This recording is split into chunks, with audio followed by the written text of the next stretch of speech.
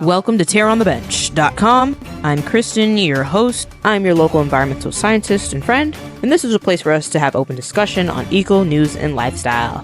This is the podcast and YouTube channel, and we have a lot to discuss. Let's get started. Let's just get into it, shall we? In today's video, we're going to watch 3, and it's going to be about textiles, the cost of fast fashion, creating products that are to serve the people and their trends, outfits, accessories, nylon, all these materials, they can't be broken down. These textile materials take years to break down and decompose, if not at all, right, in our lifetime. So one of the things we're going to look at are the cost of fast fashion. Where do textiles go? Where do clothes go when they are no longer needed? Can they be recycled? Are they being recycled? We'll get into that. So this video here came out 2 years ago by CBS News, and it is the environmental cost of fast fashion. Let's begin. Did you know it can take nearly 2,400 gallons of water to make a single pair of jeans? You see, how we make and buy clothes is hurting the planet. But here's a potential solution. The fashion industry is one of the most pollutive in the world, accounting for an estimated 10% of global greenhouse. And to me, it just never stops. The need for clothes, according to most people, does not stop. And I'm wondering if it ever will stop in terms of the just constant 24/7, 365. You're going to the stores. There's so many stores. There's a H&M everywhere. Forever 21. All these places just always have something new. And I'm wondering if they have any initiatives to recycle the clothes that they no longer sell, or recycle clothes, or use recycled materials to create their clothes. Let's continue. Gas emissions. And as climate change intensifies, experts say it is critical to rethink how we produce clothing. Traditional manufacturing is already harmful to the environment, and after consumers throw away products, they end up in landfills. See, look at, do you see this landfill? This is in our other videos. We're going to watch specific locations that have these landfills for textiles. A lot of times too, textiles have to be burned because there's nowhere else to put them. You know what I mean? And the materials that are being released into the air, respiratory issues, we're breathing that in. I don't know about you, but I do not like smelling my clothes after a long day. So imagine we have all these clothes just in the mud, rained on, just sitting there. People probably didn't wash the clothes after they threw them away. So it's like, what else are we smelling? Well, what are these gym clothes? Are these a day in the life of a construction worker clothes? Yeah, accumulation of sweat, gunk, and grime. I'm just trying to exaggerate on well, it's really not an exaggeration. It's what it is. It's very much disgusting. So one solution is to keep them in use longer. Companies are doing this now by accepting customers' used clothes for store credit, allowing new customers to then buy these used goods at a discount. According to ThredUp's 2021 resale report, the value of the secondhand market is projected to double in the next 5 years to $77 billion. Yeah, I just hate how it took so long, and it is taking so long because we haven't completely founded and structured consignment and reusable clothes in the system, in the stream of fast fashion. And why is it taking so long? Why is it so hard to do that? You could find some really great things at a thrift store. Listen, when I go to a thrift store, I get those days, yes, where I find absolutely nothing, but that's mostly a me problem. That's like, I'm not energized. I'm not ready. You caught me off guard with the thrift store. But on other days, you find everything. You find some really good clothes, some really great deals, some things that you already were trying to find. For example, I was at a thrift store and I found 2 different colored Adidas jackets. Less than $20. Listen, if you're going to an actual sports store and you're getting an Adidas jacket, you're going to spend a pretty penny. But if you go to a thrift store, maybe you weren't looking for it. Maybe it was on your list of things that you wanted to find eventually. If it happened, it happened. But in this case, you find things. Awesome.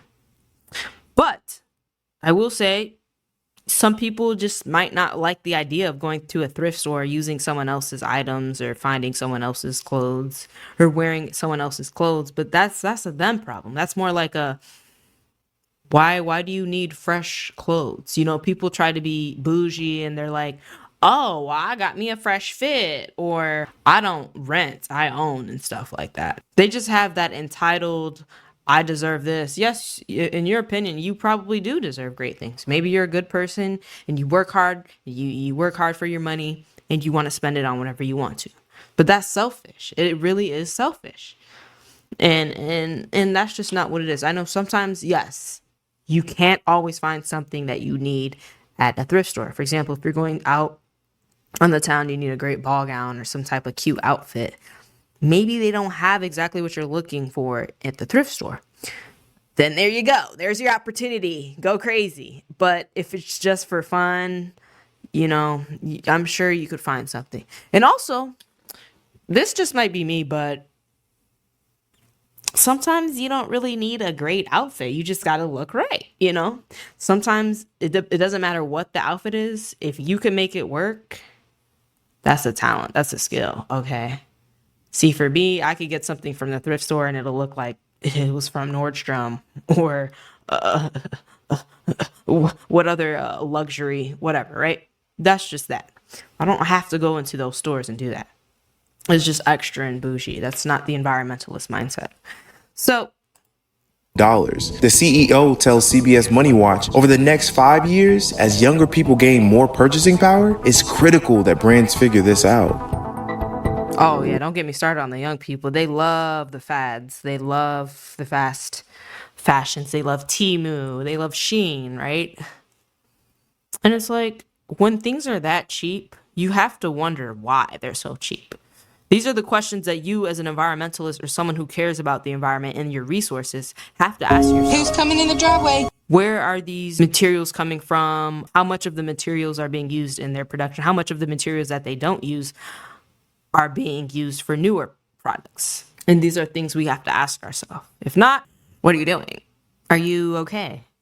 Are you selfish? Do you want to be a selfish person? No, I don't think that's what you want. But let's go on to the next video. And this one is Fast Fashion Exposed: The Effects of the Growing Industry by Green Match UK. This is produced 1 year ago. And let's begin. Significantly impacts the environment.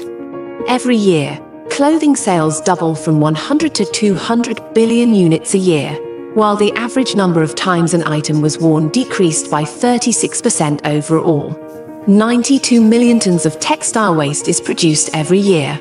An estimated 11.3 million tons of textile waste end up in landfills, which makes 500,000 tons of microplastics. The fashion industry produces 20% of global wastewater. It takes about 2,700 litres to produce one cotton shirt and 7,600 litres of water to produce a pair of jeans. The market size was valued at over £95 million in 2021 and is projected to reach over £222 million by 2030, growing at a CAGR of 10.13% from 2023 to 2030. The industry is responsible for about 10% of global carbon emissions, more than all international flights and maritime shipping combined.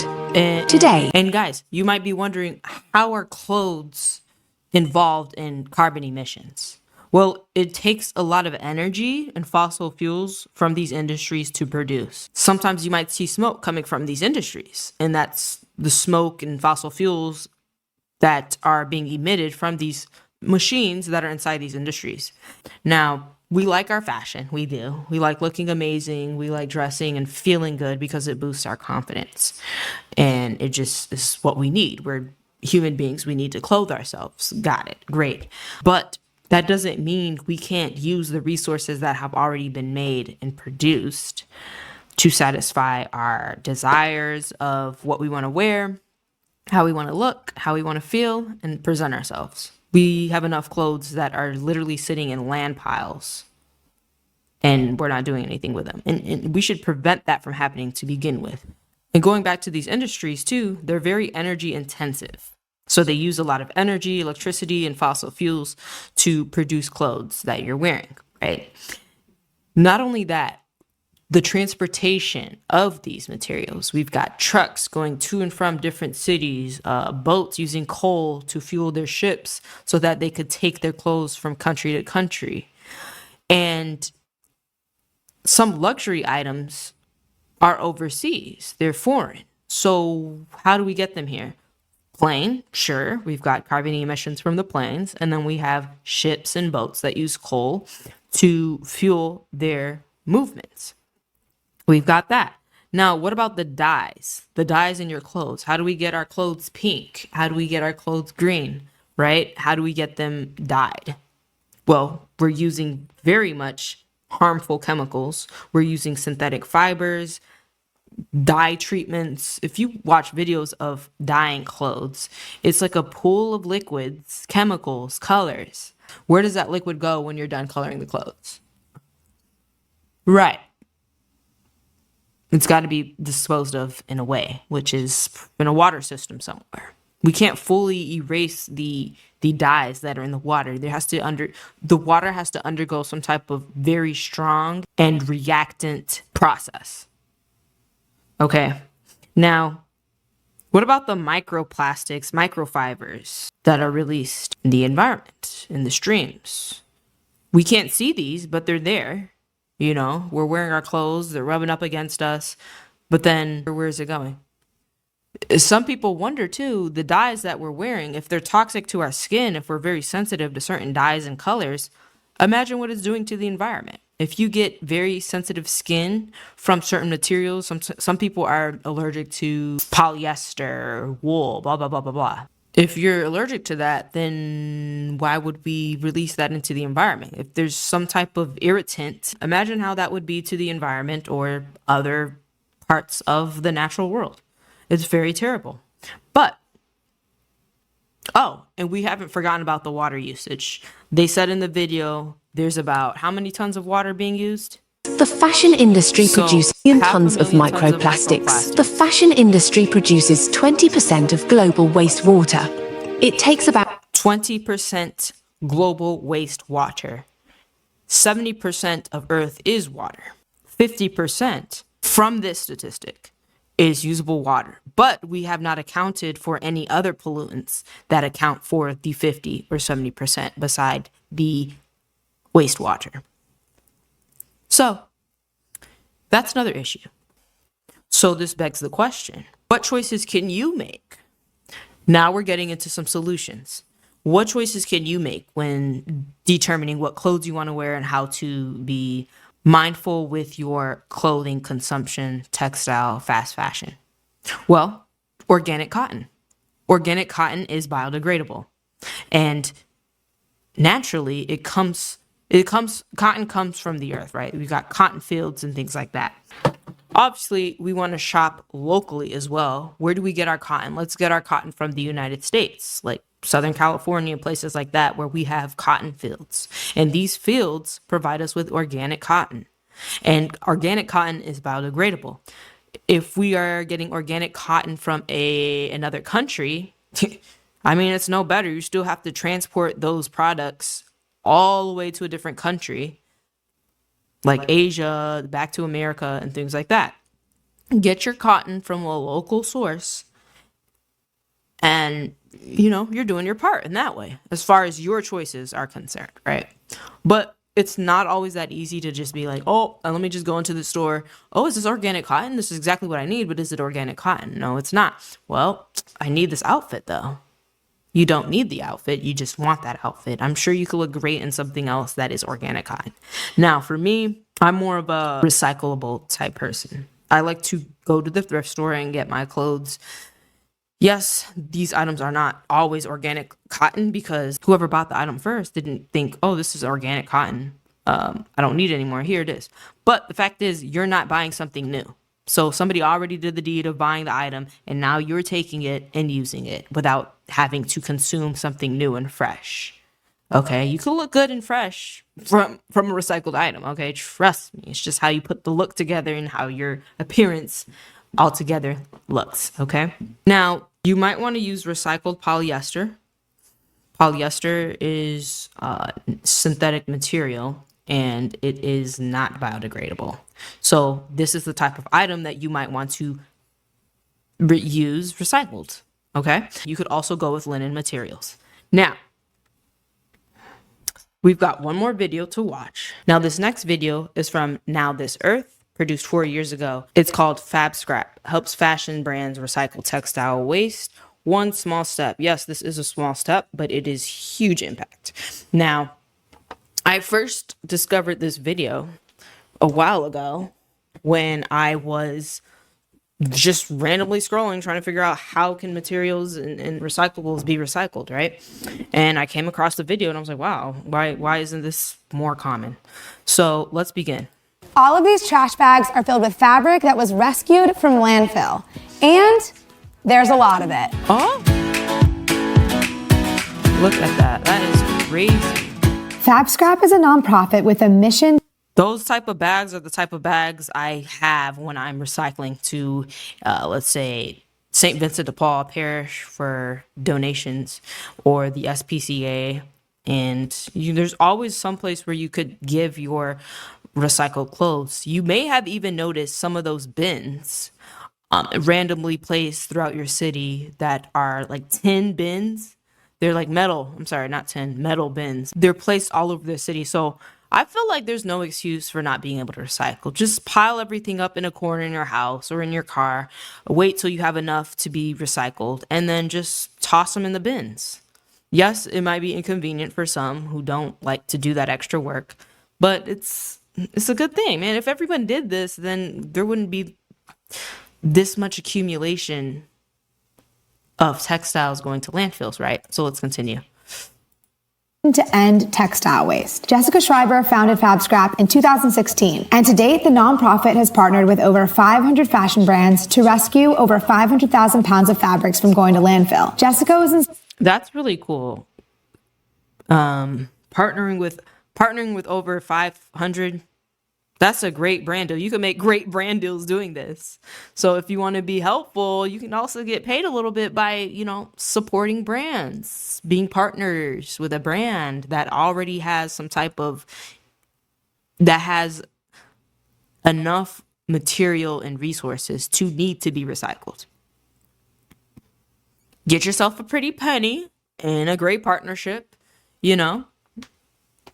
Inspired to start Fab Scrap after working at New York's Department of Sanitation. I was running the city's clothing recycling program, and brands were asking me what they could do with all of their fabric waste that wasn't clothing yet, like all of the excess from the design process, and there wasn't a great place to send them or a solution for them, and so Fab Scrap's trying to solve that problem. How big is this specific waste problem that you're...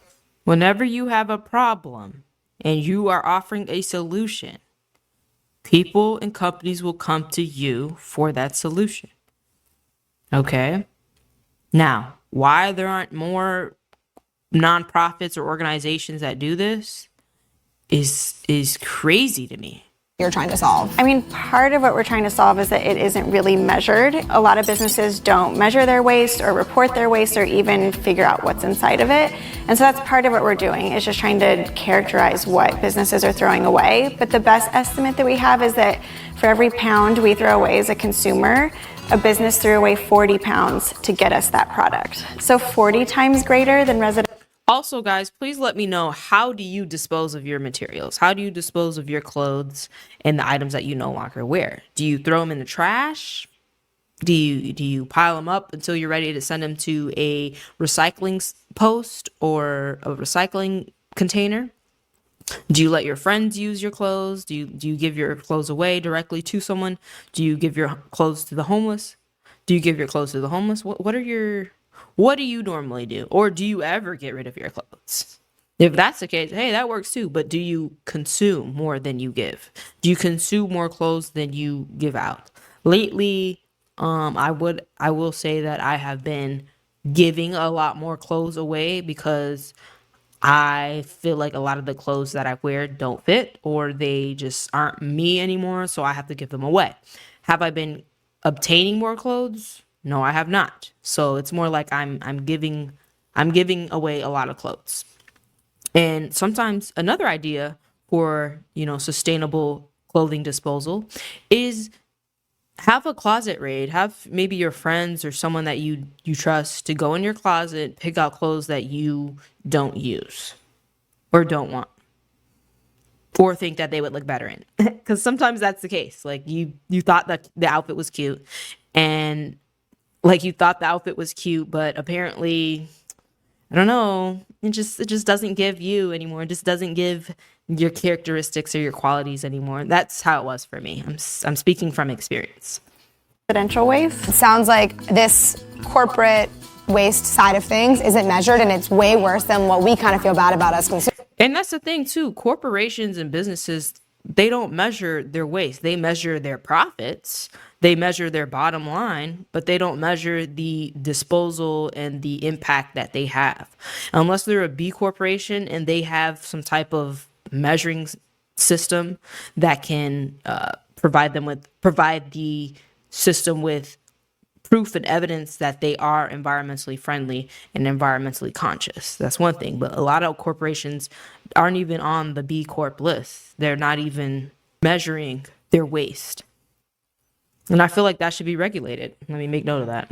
That is where Fab Scrap works, is like in working with businesses to reduce their textile waste, but also just making consumers aware of how much businesses waste in creating products. So what are the main items that you're getting from these companies? So we're getting all of the I don't know if you guys have ever sewn before or created a little garment, but a lot of the material, sometimes when you're sewing, not all the material is used. So, sometimes you have to cut the seams, you got to cut little pieces out, and then where do you throw those items? Where do you throw those little pieces away?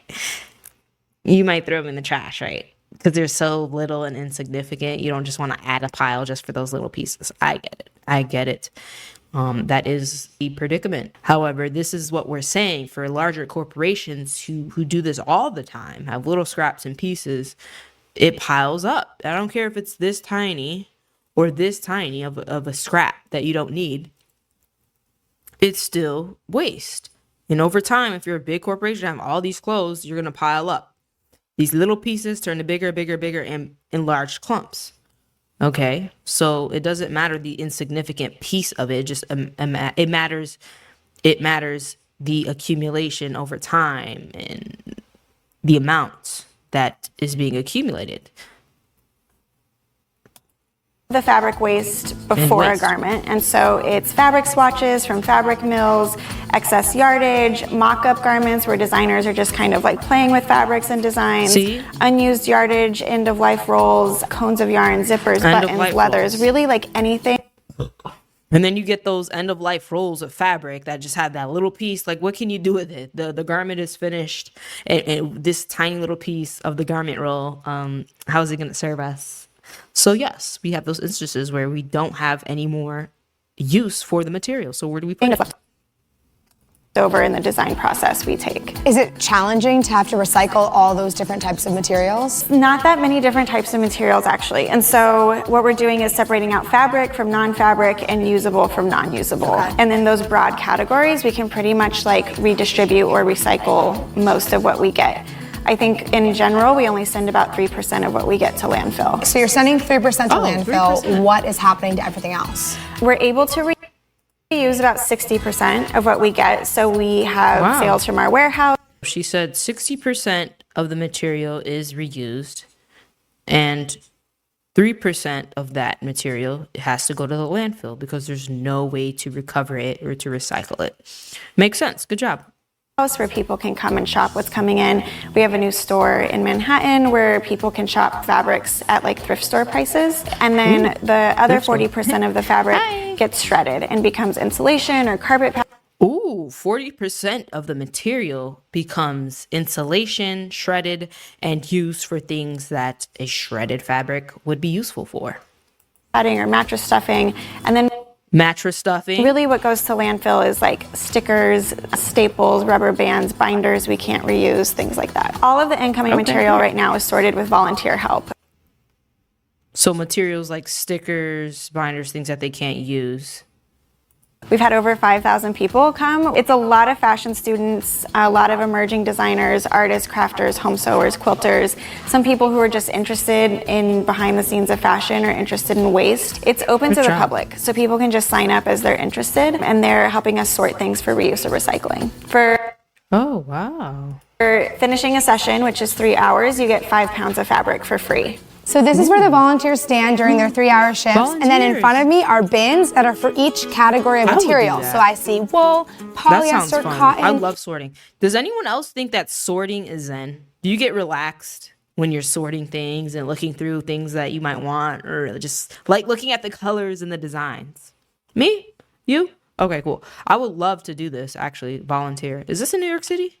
Even a bin for paper, they've thought of every possible outcome. It's so inspiring to talk to you because it sounds like you had this idea, you saw a need, and you created this amazing nonprofit. What would be your advice to other people who maybe have an idea to solve an environmental problem? I think that's like the key is like make sure whatever your idea is for a business or an organization is like solving a problem, and then talk to the people who are involved in that problem. Like Fab Scrap is the service that it is because I asked brands, what do you need and what would make this convenient for you and what would make this easy for you to do. And so if you can make it easy for people to solve their own problems and be part of a solution, then I think you'll have real buy-in and more impact. And why is fabric waste so bad? What's the big deal about it going to a landfill?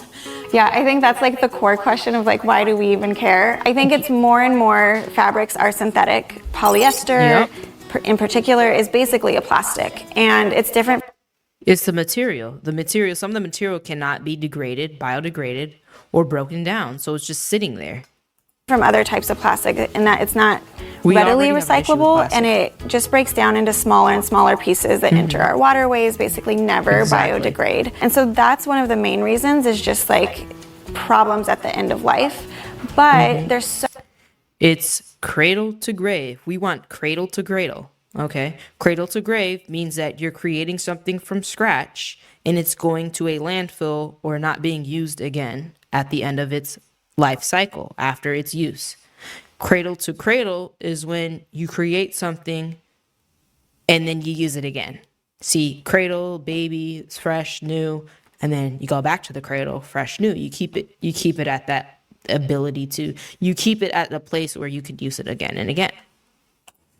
So much existing fabric that if we could save all of the resources in creating more by using what we already have, I think there's a bigger impact there in the reuse than in the actual recycling. Can we get a tour of this amazing warehouse? I just see so many things that I'm so curious about. Yeah. All right, let's do it. This is how we get the fabric. Black bags for proprietary, brown bags for non-proprietary. Everything gets weighed in and then transferred to these black bags until we can sort it so that these reusable bags can go back out to brands. The black bags make me cringe a little bit just because of all the plastic, but it's the most affordable way for us to store everything by brand. We do reuse them over and over. So you could try so hard to be part of the solution and have a solution that works, but there's some parts that no one can get rid of that just are not sustainable or that aren't aligning to your cause, which that's with a lot. So let's continue. For now, it's necessary evil. Always about trade-offs. You guys are doing a good thing. I'll let you pass on the plastic bags. And then what about these clear ones over here? So this is all the material that has been sorted. This is what we'll take to the shredder for recycling. This is the shredded fabric. It's called shoddy, S-H-O-D-D-Y. And shoddy's used here to like stuff pillows or stuffed animals, but more industrially it's used in insulation and carpet padding, mattress stuffing. Wow. So this is our dog bedding option for now. Until there's technology to go fabric back into fabric, we're going fabric into other things. It's soft. That makes sense. It's really comfortable. Honestly, I feel like I could take a nap. There, bro? You don't even know if that was I mean, they put it in mattresses. Oh, well, there you go. So that's a sustainable mattress. Yeah. It's gotta stop. This is all excess fabric that came in with the bags and is totally reusable. And so people who come in to shop can just let us know how many yards they want, and we'll cut them as much fabric as they want. And I'm seeing down here we have like some fur and things. I think that's why we keep all leathers and all furs, real or fake, for reuse. What's like the wildest thing you've... I think that's why Joann's is going out of business, because we got things like this that are recycling these fabrics. Okay. I'm just kidding. found in one of your bags? The other day we found 2 neon pink little fox heads. One of the weirder things that have come through. But I think more just shocking is like the quantity. Like we'll get full leather hides. And just because there's like one little rough patch, they couldn't use the whole thing. You got that one odd material. Yes, there are some of those materials like sequins. What about sequins? Like the plastic pieces that are on women's dresses and tops sometimes? Those definitely are not recyclable. So what would they do with them? More the quantity than like what the item is. This is a newer section in our warehouse. We started creating racks of mendables. Working with a lot of brands, we'll get sort of their mock-ups and samples and they'll mutilate them so that they don't go directly to resale. But we work with so many fashion students and a lot of like home sewers who could like mend something like this. Okay, and cool. so if you're And it's amazing to see that when we walked in, there was volunteers everywhere. You said this was a quiet that part day. right there. I would definitely be a volunteer for something like this because it'll be very zen for me sorting things and color and material and fabric and touching things. If you're a very hands-on person, maybe this will be nice for, touching the materials, the fabrics, some ASMR type situation, right? So this would be great, and it's a great way for people to also get the materials that they need for their own projects at a discount or for free. As she said, that you get 5 pounds of free fabric after your volunteering shift. Jessica was inspired to start Fab Scrap after working at New York's Department of Sanitation. Okay, so yes, it is New York. And New York has that sanitation issue. You got trash bags all up on the street, weird trash juice on the side of the road. And I bet, and it's a fashion place. It's a fashion town. So people love fashion. You got fashion shows. So what are in these fashion shows? Clothes, outfits. Where do they get rid of them? We've got the fashion design school, right? And they need access to fabrics and things like that. So this would be a great city for something like this, recycling these materials, because it's a high end, because it's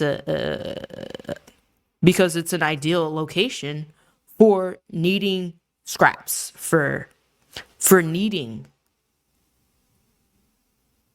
textiles to accommodate the fashion schools, the fashion companies, and recycling and trash. Trash is very abundant in New York City. It's just very dense and just concentrated. So people have to concentrate their garbage on the side of the streets. I've seen it. It's very nasty. But it's also a great opportunity for ideas to be more sustainable and recycle. Not only just trash, but textiles and things that you don't normally hear about often that need to be recycled or discarded. Okay? So yes, today's discussion was about textiles, the cost of fast fashion. What do you guys think about this? Do you think there are any other solution beside recycling? What do you guys do to participate in the recycling movements? What type of clothes? Are you a fan of cotton more than polyester, nylon? What about it? Give me your thoughts. Let me know. Please like and subscribe. This is a fairly new channel. I hope you guys like my setup. I do. Please like and subscribe to the channel. It is new. I want to grow it very much, and I want to talk about these things. It's an open discussion. I like hearing people's opinions, and I love going into deep conversation and dialogue on these things. Please visit my website, terraonthebench.com. That's where I have everything that you might want to know about me and my work and some of the projects that I like to do. Thanks again for joining us today, but we'll have another episode soon. So thank you so much for watching, and I'll see you next time. Bye.